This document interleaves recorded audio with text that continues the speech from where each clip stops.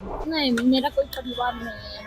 अब ये जा करके आप संजय, रमीज, तेजस्वी यादव से पूछिए, मेरा कोई परिवार नहीं है। संजय और रमीज इन लोग का नाम लीजिए तो आपको घर से निकाल दिया जाएगा, आपको बदनाम किया जाएगा, आपको गाली दिलवाया जाएगा, आपके ऊपर चप्पल उठा करके मारा जाएगा। वो मेरा भी परिवार है। राजनीतिक मतभेद एक तरफ, पर मैंने हमेशा आदरणीय लालू जी को, उनके परिवार को अपना परिवार ही मैंने माना है। मैं उस दर्द, उस भावना को समझ सकता हूँ।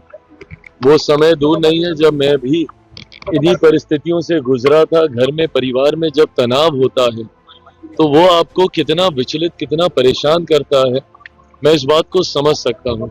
जिस परिवार में वो पली बड़ी जन्मी है, वो घर भी उनका उतना ही है जितना उस घर के लड़कों का है।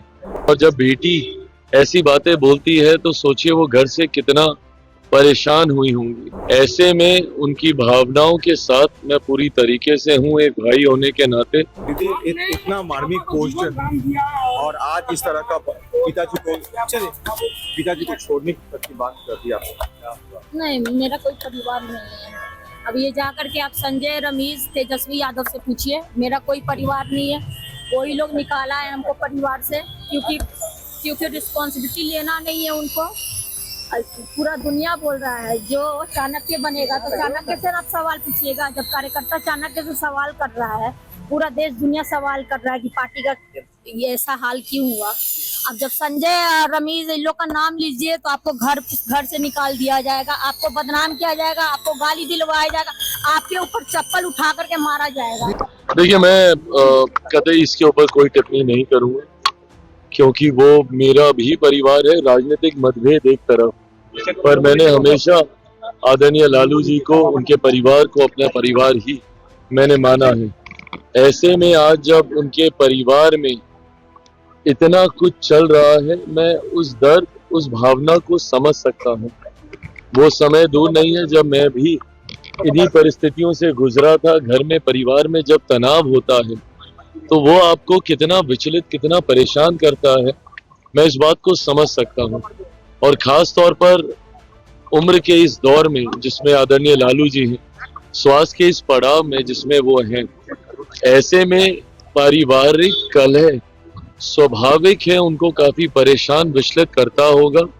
मैं बस इतनी प्रार्थना करूंगा कि जल्द से जल्द ये पारिवारिक कलह सुलझ जाए। मेरे भी भाई बहन हैं ये सब। ऐसे में मैं चाहूंगा कि जो भी दूरियां हैं और जिनकी भी वजह से है, जल्द से जल्द पूरा परिवार एक हो। राजनीतिक मतभेद हम लोग के हैं, वो राजनीतिक मंच पे हम लोग लड़ाई लड़ते रहेंगे, बट परिवार एक जल्दी हो जाए, ये मैं जरूर प्रार्थना करूंगा। और कहा है कि कोई भी बेटी जो है अब अपने माता पिता के लिए ना करे, बेटा आगे आकर के बेटा करे, बेटियों को कोई मान सम्मान। हरियाणा देखिए, मैं उनका दुख मैं समझ सकता हूँ। और जब बेटी ऐसी बातें बोलती है तो सोचिए वो घर से कितना परेशान हुई होंगी। ऐसे में उनकी भावनाओं के साथ मैं पूरी तरीके से हूँ, एक भाई होने के नाते मैं भी उनकी भावना के साथ हूँ। और मैं कतई इस बात को नहीं मानता कि शादी के बाद ससुराल ही बेटी का घर सब कुछ हो। नहीं भाई, जिस परिवार में वो पली बड़ी जन्मी है, वो घर भी उनका उतना ही है जितना उस घर के लड़कों का है।